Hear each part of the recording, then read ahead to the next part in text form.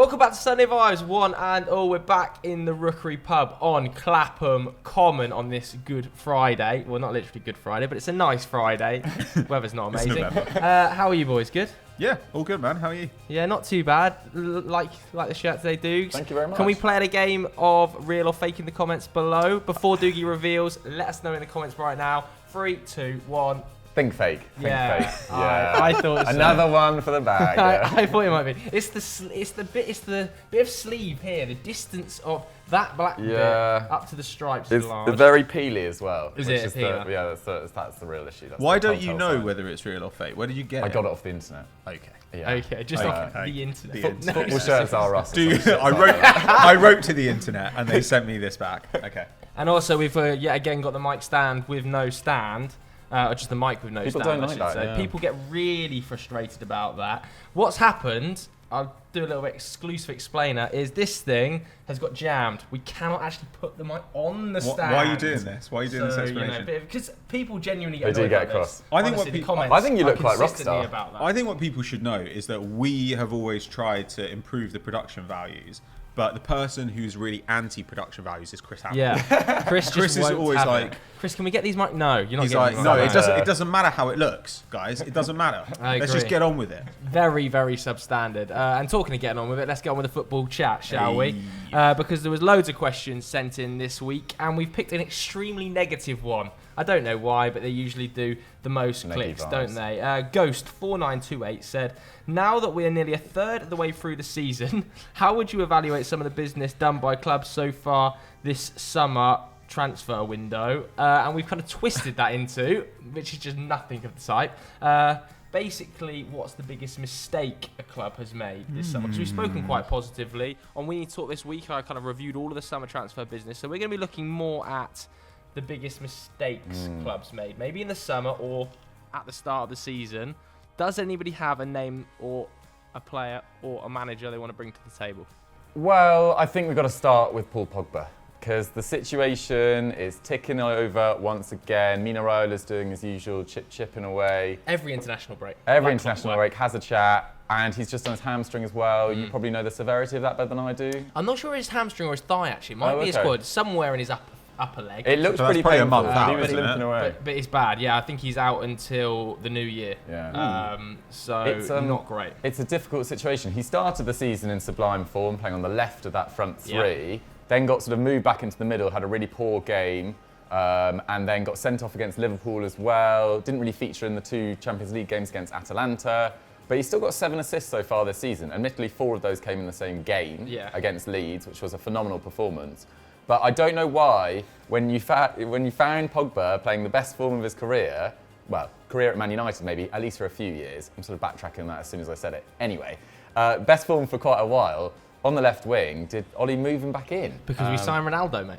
I know, but it's just a shame. Like, he was playing so well, and it's just another stop of momentum. I think he started something like 36 games over the last 2 league seasons. So not really getting enough game time. Injuries have hampered him, of course, as well. But on his day, he is phenomenal. He goes from sublime to ridiculous in the matter of a month, easily. Like, he's so inconsistent, and it's very frustrating. But I know you might disagree with me, I would have not sold him last summer either, because I just think when he's on his day, he is United's probably second best player after Bruno, in my opinion. And I think you will be, what's 50 million really to Man United when they could persuade him through their performances this season, looks unlikely now, to extend, and he'll have the rest of his career at United. And I just don't think £50 million would have made that much of a difference to Man United. I don't know. But would that 50 million have allowed us to sign an actual defensive midfielder that could have played in that role? No. You don't think? I think if you wanted to find the 50 million to do that, United could do it. If you told him, maybe it would have been like, right, okay, we have to bring in a midfielder. But I don't think that Pogba's sale is standing in the way of United buying a player like that. They could do that quite easily. They've also got a ton of other assets they could sell in order to finance that if they really wanted to. I've always felt like you might as well move Pogba on. He's a huge drain on wages. Like you say, you don't get enough minutes out of him. He's never quite found the perfect role for him there since Bruno arrived. It feels like fitting both of those guys into the team is difficult. Possible, maybe. Yeah, I think that it would be probably sensible to move him on, but I don't know. I mean, money just doesn't matter to Man United the way it would matter to a smaller club in the league, and so I just kind of think like, okay, it's a little bit of a waste, but is it a straight up mistake or is it an important mistake? Not necessarily. I think Manchester United as a whole made a bunch of mistakes over the summer. They also got a bunch of decisions right, so let's at least be positive slightly. The summer business was good in the large, wasn't it? We were very happy with, Sancho, Varane to a level, Cristiano Ronaldo. But I kind of do feel that not selling Pogba this summer was a mistake. I think this was the last opportunity to get any form of money for him. He now has us bent over a barrel to some extent because we've given him a record-breaking wage at this point because he's already rejected, £300,000 a week from Manchester United.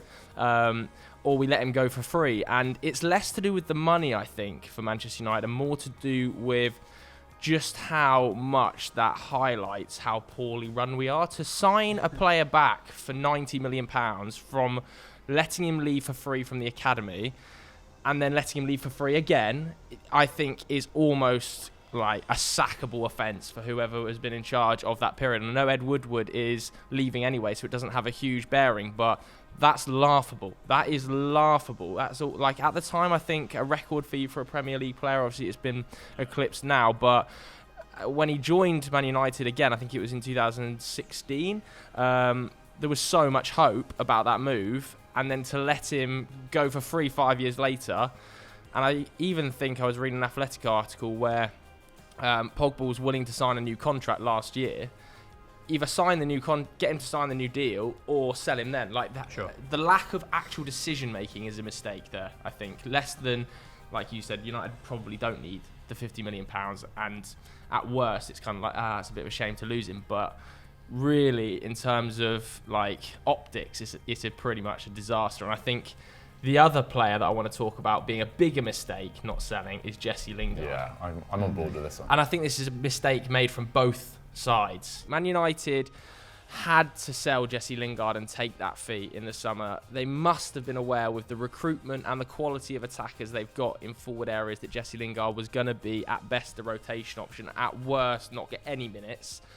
And it's turned out to be the latter. He's getting absolutely no game time this season. Probably wrongly, to be honest with you, because there's been moments he should have started. Take, for instance, Man United versus Wolves, when Dan James started over Jesse Lingard, and then a couple of weeks later or a week later was sold to Leeds. Like, that shouldn't be happening. Jesse Lingard's point of view, he should have pushed so hard for that move. This was the summer to get his transfer away from United, and his ceiling was probably at its maximum. Right, like West Ham would have taken him. I think Leicester would have taken him. Plenty of those sort of top 8 pushers would have taken Jesse Lingard this summer. Villa would have certainly taken him. You'd have thought with Grealish heading for the exit door. So he should have pushed harder. Man United should have sold him and taken the money, because it comes to how much do you think United get for him in January? I think it's like pennies on a dollar. His contract's up? His contract's up next summer, yeah. So he 15, 10? Very little. No, I don't even think 15. Like, United can get 15 out of West Ham in the summer.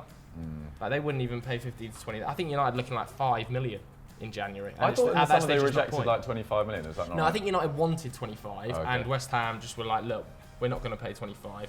They went out and paid it for Vlasic instead.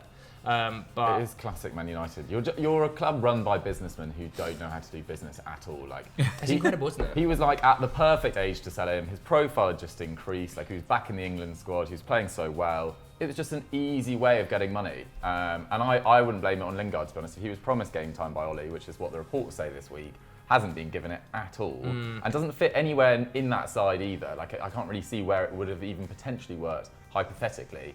I just think you so stupid. You missed out on an easy 15 mil. And also football, I think, like, when it comes to players, I think football kind of fosters this sense of self-belief, which at times borders on delusion. I think players are really told they have to believe in themselves. Managers are told they have to believe in themselves, and to some extent they do. You know, at a certain point you have to bet on your own talent. But the problem with that is that sometimes when a player is told, stay here at this huge club, you know, like, you'll be able to play yourself back in, you'll be given a chance, then they think, yeah, you know what, I truly believe I can do that. And they don't think, actually, what is the intelligent, safe move for my career? They think, oh, what would be like, the best possible thing that could happen. And I think at those points, like sometimes clubs are not totally honest with players and say like, you'll have a chance to play yourself back in, but realistically, you're not going to start over Sancho. You're not going to start over Bruno. So where are you going to start, Jesse? He was picturing the moonwalking with Ronaldo, I think. I think it's, that's harsh. Because there are like valid arguments to say Jesse Lingard should have started plenty of games for United this season. Like some of our forwards have been poor, and Jesse Lingard, when he has played and featured, the goal against West Ham, for instance, has made impact. So it's not Man United's first mistake. It won't be the last. Look at some of the contracts that have been handed out over the last few years. To the likes of Matic, to Juan Mata, to Phil Jones, Eric Bailly. Like the contracts have not been handled well. The transfers have not been handled well, and the sales have been handled embarrassingly poorly. So I think it's a myriad of mistakes at Manchester United. Do we think Nuno? Do we classify Nuno as a major mistake? Because I think he was so poor at Tottenham that it's hard to look past him. Yeah, I think that was a mistake. I think it was a mistake, but also they got to a stage where they had to appoint someone. Like it was like, I think the same what thing. was it, 70 days? Like, and they went back to someone that they'd previously rejected. Obviously, it just really didn't work out. And players aren't stupid. Like they know when a manager is seventh choice, and they played like he was seventh choice throughout his time there. And they just thought appeared like they knew that his tenure was going to be quite brief. And it wasn't all necessarily atrocious. Like I think Højbjerg played particularly well under Nuno, but in an attacking sense, it was dreadful, really dreadful. And they were defensively all over the place as well, which is what Nuno was supposed to bring, a bit of defensive solidity to a side that has sort of lost its way dramatically since Pochettino left, and the club has just seesawed from disaster to disaster, but somehow has managed to strike gold with Conte. But I just don't get, like, if Conte is willing to... What's changed in the last 3 months that's meant Conte, who either rejected them over transfers or rejected them over money or rejected them over him not being ready because of post-Inter, if you believe what he says, like, what's changed in 3 months? Because why not just appoint him back then? But surely what they've promised him has changed. Like that's the sense in which it is an obvious mistake. They've paid Nuno some money and his backroom staff some money. They then had to pay him off. They then had to bring in Conte, probably having to promise him more than they would have had to promise him in the summer to get him in the door. Well, in the long run, if the difference there is, say, 20 mil, even if it's just 20 mil, all the payoff, that's a substantial amount of money for a club like Tottenham. Like, that's like a new signing. Yeah. And so I think like that is a little bit concerning. I think they'll have had to give up quite a bit of power probably to Conte. And I think this is one of those things where like Levy has really struggled, I think, with the next stage of building Tottenham. Like he did an amazing job getting Tottenham to the point where they were contenders for the top four and got in a great manager in Pochettino. But in terms of pushing them on to the next stage, making them consistent, like he's not been great at that. Like he hasn't been able to really populate, the backroom staff of the club, I think, in the way that they probably needed. And I do think he's still susceptible to like bringing in somebody who's a big name. Like I think that documentary, the Amazon one, really shocked me at the way he was talking about Mourinho. He was so starstruck. He was really starstruck. He was like he was in love with him. And I was like, this isn't a good sign. Like you shouldn't be like this. He was just like starry-eyed throughout the whole thing. It was he's like, he's a winner. He's amazing. And I was like, I get that you might say that publicly, but behind closed doors, are you really hiring Jose Mourinho because he's like a winner? When like his last couple of jobs have not been all that great, or they've ended really badly, and it just felt like, and I feel like maybe he did that with Paratici as well, and now he's kind of like given up some control, and he's just not. I don't know. It feels like there's still a little bit of a mess that needs to be sorted out there. But I mean, in the end, they've got a great manager, and they've got in fact they've got an incredible manager. They've got a bit of a direction. Like, the squad's pretty good. As in, like Paratici knows Conte really well from Juve. Like they've kind of put all their eggs in Paratici's like basket. I feel like he now is very much the face behind the scenes at Tottenham Hotspur. Like when you listen to any of the Tottenham podcasts or anything, they talk about how Daniel Levy's pulled right back, doesn't go to the training ground, and if you think back to that documentary, he's at every training ground. He's always behind the scenes talking to the players. Like apparently he's well out of that now, and that's Paratici in there doing that. So I do think that if he hadn't have got Conte, Paratici, it would have been a disastrous situation to start with, because he was the guy that appointed Nuno. Yes, he hadn't got his feet under the table necessarily at Tottenham when he did it, but still, he was the guy who appointed Nuno. It went horribly wrong. He's the face now behind the scenes. If Conte had refused to join, I don't know where the hell he would have gone. And we might have even been saying, was hiring Paratici as director of football a mistake for Tottenham Hotspur if they'd have ended up going to Fonseca or something next and it going really badly wrong. So they've kind of dug themselves out of that mistake, but I still think Nuno was a pretty bad one. The good thing is they looked so indecisive in the summer, whereas actually they took 10 league games, made a really snap decision, saw the team wasn't going anywhere, and appointed the best manager who was available at the time. Like, they've completely flip-flopped in terms of the decisiveness, and sort of best of luck to them, really. Yeah, absolutely. Yeah. We've got another one down here as selling Tomori. Now, I've brought this one to the table. I think this was a mistake by Chelsea with no buyback option in the contract at £28 million. And the main reason that I think selling Tomori was a mistake is that Thiago Silva, Christensen, Rudiger, and Azpilicueta are all out of contract this summer. That's their 4 starting centre-backs out of contract. Rudiger is obviously... He's basically got them up against the wall right now, saying, right, you give me my 200 grand, else I'm walking, buying her at the door, and Real Madrid at the door, PSG at the door. I think Christensen's probably in a pretty powerful position as well. Not as powerful as Rudiger because he's Barcelona apparently trying to close a deal with him. Exactly. Azpilicueta, I think, is probably the most likely of the 4 to sign a new contract right at Chelsea. And Thiago Silva in a similar situation to the other 2. Like, having Tomori as at least the guy who was at the club, if 2 of them left, okay, we've got this superstar centre-back coming through us. He's proved at AC Milan, ready to step into the fray straight away. I know that Tuchel didn't trust him, but being ready to go tomorrow if those players left is a huge dub for Chelsea. And I think this is not necessarily poor planning, because I back Marina Graovskaya to have a plan in the long term, and that seems to be Jules Koundé, doesn't it? But to let him go and Mark Gahey go in the same summer for a combined, £45 million when all your centre-backs are out of contract the next summer, I think right now looks a mistake, but I might be proved wrong. It is good money, though. I mean, it is really good money for Tomori. Like, do you think £28 million in the same summer that for a player who has not played a lot at the top level, £28 million for a guy who really has under a full season at the top level is pretty good money. But he was very good on loan. What, at Milan? Yeah, he was very good on loan. loan. But that wasn't a full season, was it? No, it wasn't. But from January, But he was very good, and then it felt like it was an easy sale for Chelsea to make rather than necessarily a smart one. That's probably unfair again, but it feels weird. The timing is the mistake for me. I get that, and I think if the issue is will he end up being worth more than they got for him, then yeah, that's true. But on the other hand, they still have, in addition to all those defenders you spoke about, they've still got Chalobah and Sarr.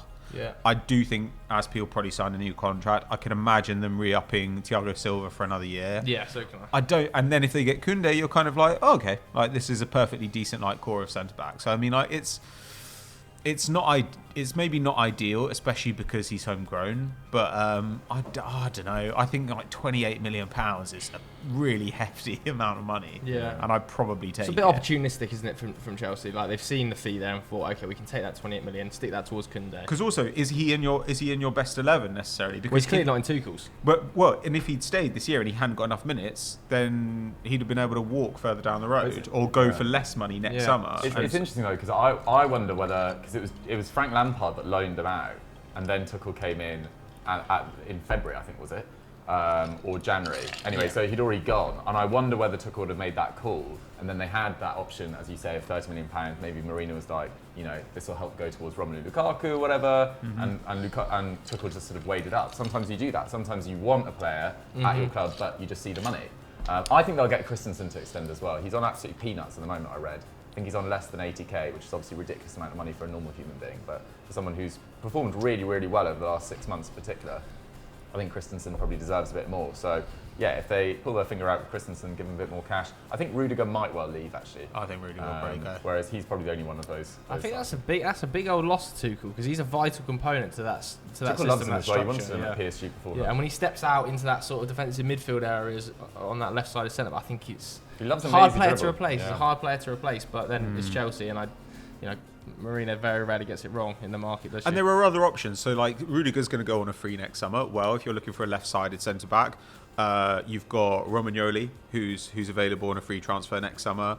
Niklas Zula is going to probably leave Bayern on a free, and he's 26. I mean, there are options available. So, maybe it's not desirable, but like it's also not a catastrophe. Yeah, it's not a huge mistake. I just thought it was worth it because I found that quite interesting, that dynamic of selling 3 centre backs. I forgot to mention Kurt Zuma as well in there. Yeah. And yeah, again, fantastic. I think the most money of any of them. I think he went for 30 mil, 29.5 million. To sell 3 centre backs in the summer before 4 centre backs contracts are expiring, I think is an interesting dynamic. It's not necessarily a mistake now, but it could be a mistake in the summer, or it could not be a mistake. It's hard to tell, so it's kind of a predicted mistake. Yeah. Final point on this is just having talked about United earlier in the show. It's just the contrast. Chelsea are ruthless. They make ruthless decisions with players. They make ruthless decisions with managers. Man United just muddle along. Yeah, it's true. Very, very unruthless. Do you guys have any other mistakes or potential mistakes that you think you want to bring? I put it on Twitter the other day, and it actually reflects on it. I think it's a bit of hindsight police, really. But I think Hwang started really well at Wolves, at least in terms of his goal output. And I just wondered, put it on Twitter, whether Liverpool should have signed him rather than Minamino a while ago. Because Minamino, I just don't really see that he fits in, really. I don't think he's particularly, I don't think he's really physical enough for this Liverpool's team. Which is quite weird to say, given that Harvey Elliott's played very well when he was fit. Salah's not, a massively strong guy either. But Minamino just doesn't seem to really fit. Hwang started really well at Wolves. His actually underlying numbers I was looking at the other day are actually pretty unimpressive. I think it's under 1 shot, under half a key pass a game. But he's getting in the right positions, and I think that will improve as time goes on. And Bruno Lage's side, I think, are set for a little upturn as the season goes on as well. They look like they're going to be probably on for 8th, 9th, which I think is a pretty good return. But yeah, Hwang, maybe Liverpool should have signed him from RB Salzburg rather than Minamino at the time. But maybe that's a little bit high. What about your other one on Rafa? Because I know we were speaking a bit off camera pre it. Are you calling Rafa a mistake? I just don't see it lasting any longer than 2 years. Is that a mistake for Everton? I think that's a lot longer than I think it's going to last. Yeah. It just doesn't feel like it was really... It wasn't necessarily the wrong appointment, but the football has been dreadful so far. Got to say that. I think Everton fans would agree as well. I know they've had a lot of injuries, crucially to Dominic Calvert-Lewin, but I think it's a bit of a myth when you watch football like this that Dominic Calvert-Lewin, who's primarily a penalty box operator, is going to suddenly improve your whole style of play. No, but everything does revolve around Calvert-Lewin. And if you're going to play like a 4-4-2 or something, yes, I think Calvert-Lewin does. He does just chuck. He just chucks box in, doesn't he? The underlying numbers are horrid at Everton right now, and I think Everton fans are rightly a little bit concerned because they started really well. Did they win that first 3? I've got horrible feelings that Rafa's not going to be at the club an awful lot longer. But I think Rafa's a good manager, man. And I agree. And the players they brought in, you're like Andros Townsend and Demarai Gray. And if Gray's been good this season, you've got to say that that's down to Rafa as well, because it's the first time in his career he's been good. Yeah. I kind of think what are you meant to do with this? It's a mid-table squad. It's a mid-table squad. They were pulling back this summer, weren't they, financially? That squad seriously has needed a rebuild for 3 years. It's a mid-table squad. It's got significant injuries. I think Doucouré is going to be out this weekend, which is a hammer blow for how Rafa wants to play as well. We saw Fabian Delph. Forgot he was even at Everton playing. Was it the weekend before last? What's the young lad? Anthony Gordon he's been quite good, playing. Actually, yeah. Rondon's having to play. The injuries are massive, but the next, I think, 6 fixtures include City, Chelsea, Liverpool, Arsenal. And I just have horrible images of them really taking a paddling to Liverpool and the Liverpool fans singing Rafa's name and it not going down well at all with Everton fans. And I think with 3 or 4 losses in those games, given their last, 5 fixtures have been horrendous. I can see Rafa coming under significant pressure from those Everton fans because he has no back, he has got no base. The Everton fans didn't really want him, aren't too sure if they like him, and yes, he is a good manager and comfortably a mid-table Premier League boss, and the squad isn't amazing. He doesn't have any credit in the bank, and I know I use that phrase too much. He has no credit in the bank, and I've got bad images of that Liverpool game. It's just weird. I don't know where Everton are going, but I think we've said that for years. I genuinely am a bit lost with Everton. They brought in Marcel Brands. I thought that was quite an exciting appointment at the time as sporting director. They had Marco Silva at the helm. That was supposed to be quite revolutionary. I think Marco Silva's quite an average manager, to be honest, although he is doing well at Fulham this season. Then Ancelotti came in, obviously. That was very up and down. They were horrendous at, was it home? They were particularly bad, got some really bad results at, I think it was Fulham, Newcastle, etc. And now they're just under Rafa. Where is the plan? Where is the interlinking thinking? And when Andros Townsend stopped scoring 30-yard bangers, like their form's just completely dried up. Yeah, I mean, even Damari Gray hasn't scored a goal in his last 8 games. And they all came in a real patch, didn't they? And that's kind of coincided with Dominic Calvert-Lewin. I think that Dominic Calvert-Lewin issue is just so major for Rafa, because when he plays well, everything goes. Like, I know you said, like, can it go through a target man? I think under a Rafa system, like, everything goes through Dominic Calvert-Lewin. Like, and it was the same at Newcastle, and it is the same at Everton. And I'm not sure when he's going to be back either. But I think that's pretty bad. I've got a couple others written down from suggestions from fans. I've got a few as well. Go on, Pat. You throw a few in, and we'll come to the fan suggestions. I think we won't go into it too much, but I think you and I both felt that Eddie Howe was the wrong appointment for Newcastle, given the setup of the squad. We'll see. He might keep them up, but I think even if he keeps them up, I still think that was probably not the sensible risk-averse signing. And I think that their absolute priority should have been not getting relegated. I'm not sure Eddie Howe is the best guy for that.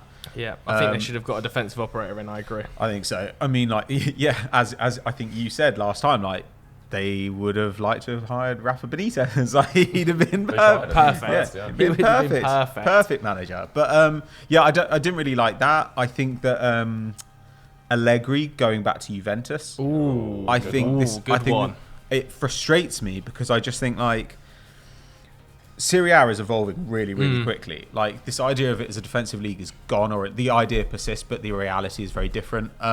It's now the hardest pressing league in Europe, I think, pretty much. It's incredibly innovative when it comes to tactics. Like, the league is also getting younger. Players in the league are getting younger.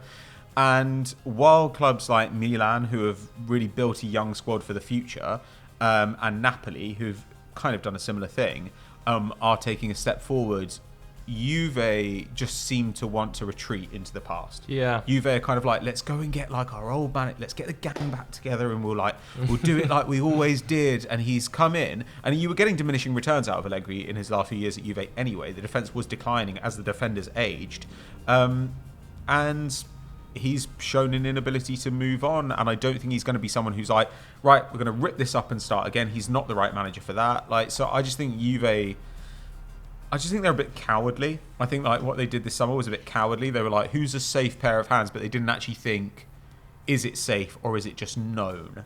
And so they went for something that was known, which I think was unwise. And actually, I think Atletico Madrid maybe did the same thing with Griezmann, bringing back Griezmann. This is a tendency that Simeone has, and I hate it.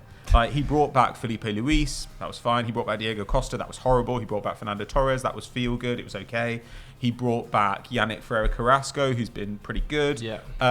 Now he's brought back Griezmann, who has not been good. Like, he hasn't been terrible. He's got a couple of goals so far, but he's got the worst creative numbers of his career. Like, this is a guy who, when he left for Barcelona, he was taking and creating about 5 shots a game. That dropped to about 3 at Barca. His pressures went down. His ability to carry the ball went down. He's gone back to Atleti. All that stuff has stayed really low. And I'm just like, this guy doesn't do the defensive stuff he used to do. He doesn't do the ball carrying he used to do. He isn't a guy who can create something out of nothing like he used to. Why have you done this? And also because I think of this as one of the greatest, like, dubs in the market of, like, the last 10 years, that, like, they managed to sell a 28-year-old Griezmann to Barcelona for 100 mil. Yeah. Like, and now they've loaned him back. They've paid a £9 million loan fee. I think that there's debate over what happens this summer. Atleti say they've got an option to extend. Barcelona say they have an obligation to buy. But that's going to be 34 mil. And suddenly they're paying 40 mil for a guy who's like 31. Why are you doing that? Like, it'd be much funnier if he has a terrible year. He has to go back to Barcelona, and Barcelona have to eat the last couple of years of his contract.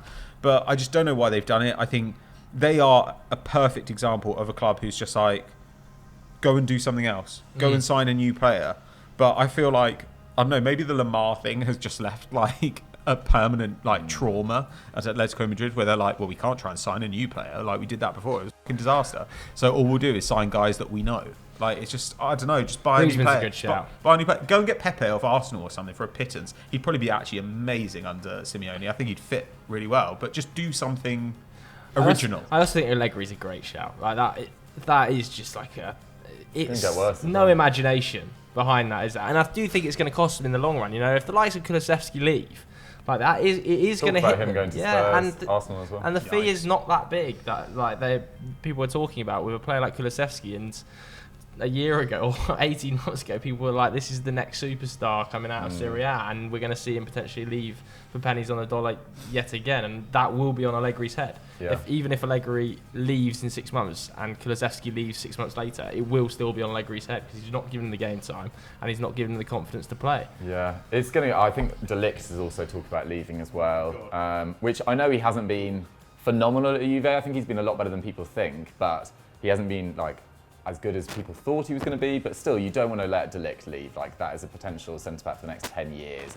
who's going to be at the top of the European game. So I think they definitely want to keep De Ligt, although there's talk about getting £100 million for him, which I suppose isn't the worst, obviously, with his release clause. But how long is Chiesa going to want to stick around at Juve as well? He looks absolutely phenomenal, even in a very poor Juventus side. So yeah, I don't know. They're a bit of a mess. Do we think not accepting €200 million on deadline day for Mbappe was a mistake?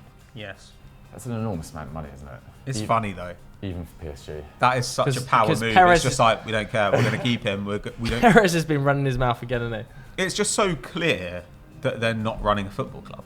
Like when you turn down that money and you know he's going to leave on a free next year, it's very, very clear that you're just saying, we're not running a football club here. Like, what we are doing is like building a media empire in order to do something else. And like, we have to have, and so we're going to have Neymar, Mbappe and Messi for a year.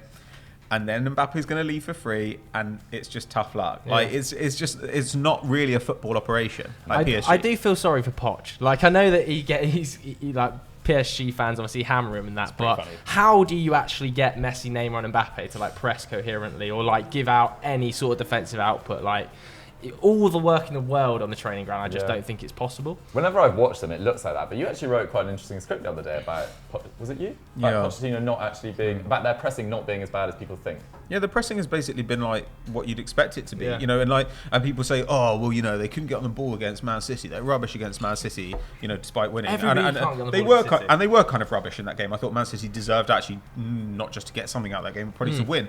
But you look at that match and you're like, the only player on the field who completed more pressures, like, or the only Man City player who completed more pressures was Rodri, like the Neymar.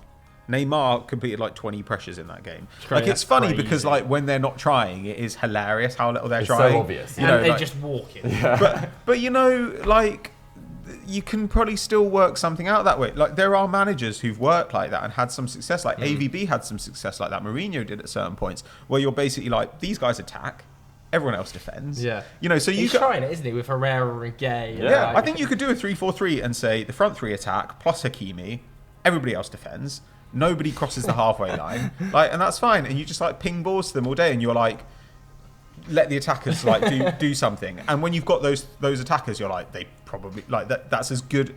That four is as good a four attackers as we've ever seen, maybe barring like Dani Alves plus like MSN or something. Yeah, I mean, should we move on?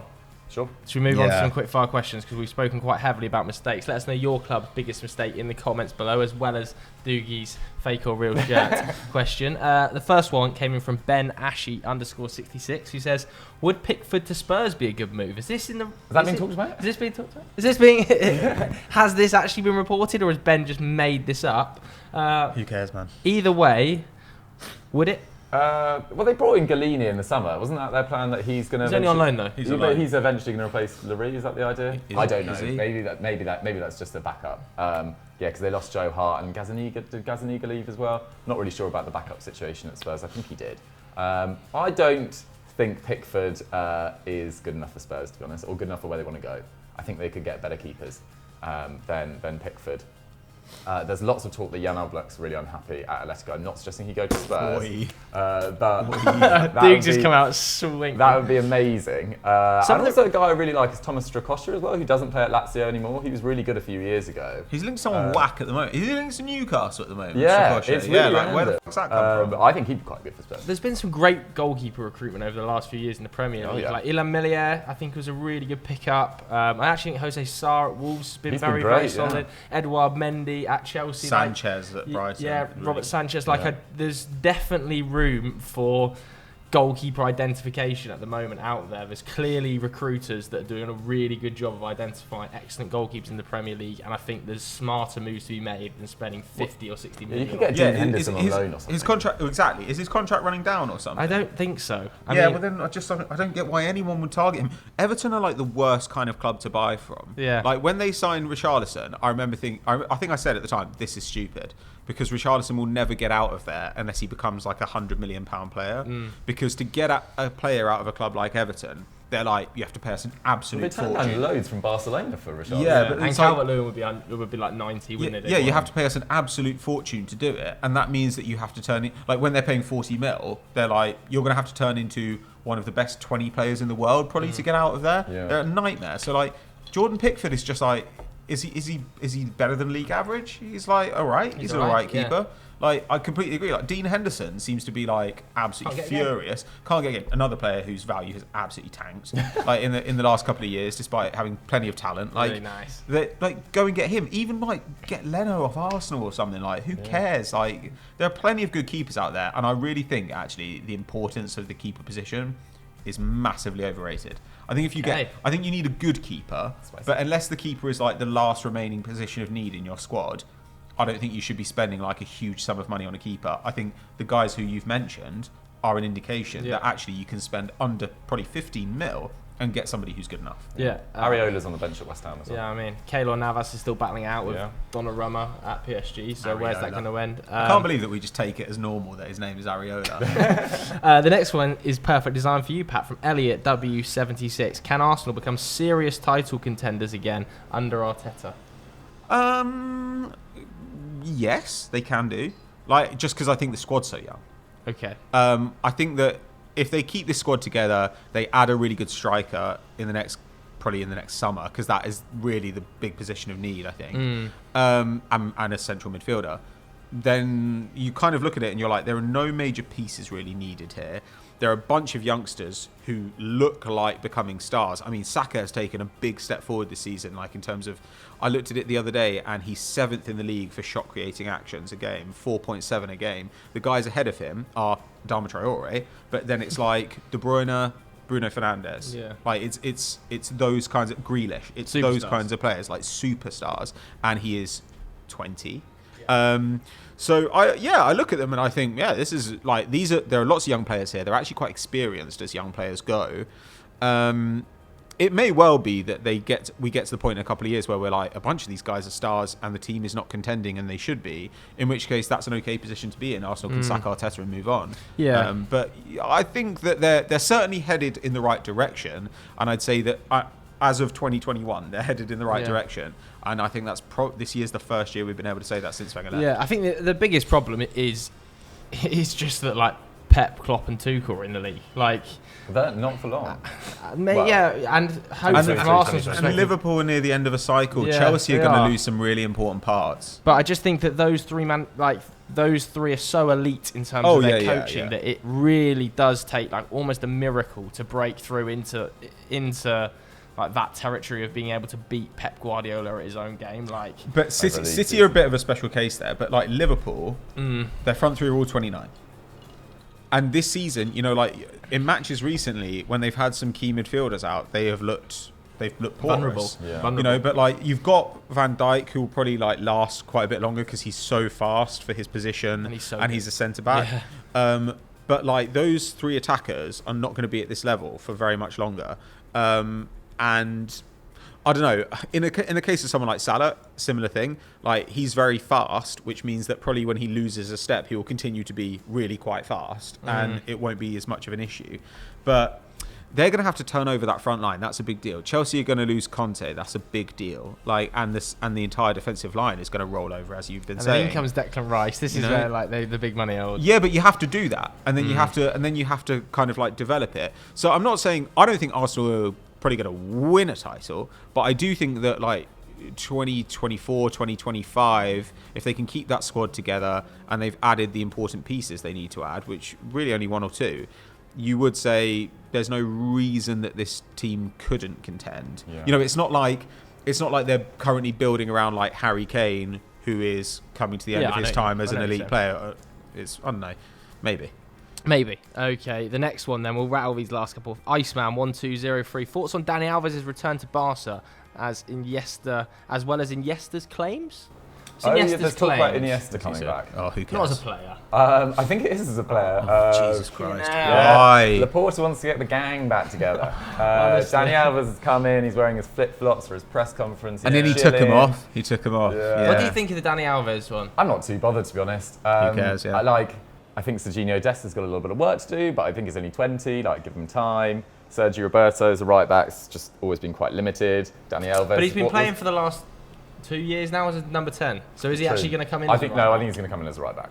I don't know why you put him in a midfield. The midfield is stacked at Barcelona. It's the only good area, really, with Nico and Gavi having come through. So, I think if he plays at right-back, play 15 games of him, he might well be better than Serginho. He might not even play, man. He might have just signed a player contract to come in as sort of an influential dressing room figure, almost like a coach, within the dressing room. He might just play 2 or 3 games. There's no guarantee he plays an excess amount of minutes. It does look like that's the idea, right? It's we get Dani Alves in and I don't know, it's the belief that the mentality needs to change, and it's I don't think that's a problem at Barcelona.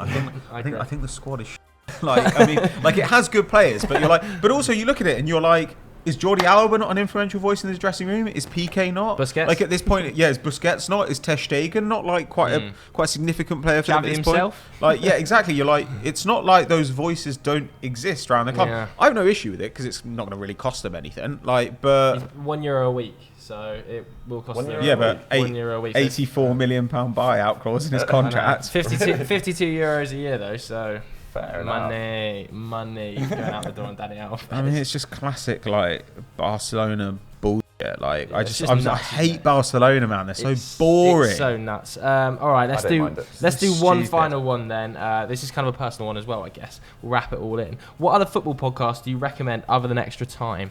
Ooh. Which is obviously Football Daily's very own podcast. Just assume we recommend Extra Time. On Contenders Club a couple of months ago, we had Jack Collins on from Ranks FC. Definitely go check that out. He was great on that, and it's a very good podcast. What do I listen to? I listen to the Totally Football Show that The Athletic do, which is very good. Yeah. They do a roundup of European football on a Tuesday, which I like listening to. Other than that, that's about it, really. I can only fit in 2 a week, probably. Pat? I've listened to the Double Pivot, which is Mike Goodman and Michael Cayley. I think that's the only one I really listen to. That's quite interesting because it's just a different take on things. But I don't know. I don't need to listen to football podcasts at this point. No, we do. We obviously work on a lot of football stuff, so it does become overkill. I've been listening to recently the Athletics Football Tactics podcast. Nice, it's called. Michael Cox. And it was with Tom Warville for a long time. Obviously, Tom has gone off and become. Congrats if you're watching this for some reason. Recruiter at RB Leipzig. So it was with him and Michael Cayley. With Michael Cox. And I can't remember who the guys they brought in to replace Tom Warville, but it's very good. It's very, very in-depth. So that's well worth listening to. Yeah. And I kind of offset that with just the Athletic Football podcast, which is David Ornstein, news, as well. which is kind of a bit more classic newsy insight, a bit more chatty, not quite as statty. So both of those are very good listens. Got to say, I think it's really cool that Tom Warville got a job at RB Leipzig. I think that's mental. A football journalist that sort of, he's not, he doesn't work for Football Daily, but that I've followed for a couple of years, just suddenly get a job at RB Leipzig as a scout. I think that's so cool. He was an analyst first, though. He worked for Oxford.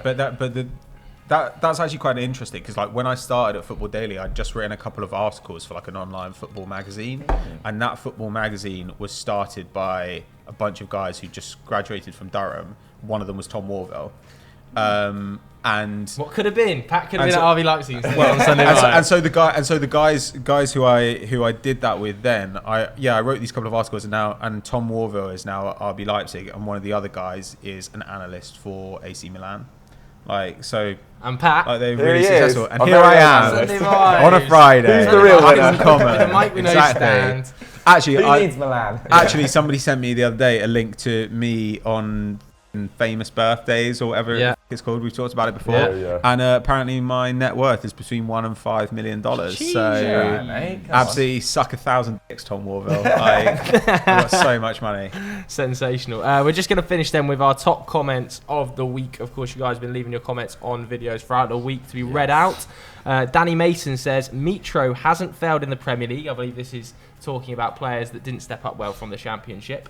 The first season was an awful team with no attack. The second season he was frozen out by Parker, who was too arrogant to play to his strengths and treated him awfully. Henry, the Fulham fan, is nodding behind the camera. That's all well and good, but the simple fact is he did score 3 goals in a Premier League season. It's got some keywords to do well in YouTube. That awfully, arrogant, Yeah, I mean, a bit. I mean, like, you've kind of. I'm not going to say too much bad stuff about Mitrovic because obviously he's crushing at the moment. But yeah, I kind of think he was a flop in the Prem. And also, he doesn't always look like he's at the peak of athleticism. No, I'd say it's one of the issues with Mitrovic. This week, he's looking good. Yeah, he was for Serbia. But I think that people don't like that, do they? This is what I'm saying. I'm more saying this is why people like are kind of anti-Mitro. Okay. Right. Like, so you've heard it with like Isco or whatever over the years. Like, people be like, look at this. He's getting some Luke pounds. Shaw. People still say it about Luke Shaw. Whereas Luke Shaw, like, often when he's been at his fastest and best, Luke Shaw looks a little bit thick. It's obviously just his He's body fine. type. Yeah, it's exactly. like Rooney, isn't He's it? so It's like, fit. he's so As in fit. physically Get fit, over it. Yeah, exactly. The next one, 10 transfers that have gone horribly wrong. The top comment was from Kaif Qureshi, who says, it's really wrong to put Andre Silva, he's a target man, and RB Leipzig expect him to play as a poacher / false 9. So clearly Kaif feels that the recruitment was the problem there, not necessarily the player. And 10 teams entering a golden generation over on Euro Football Daily. Dave, very simple.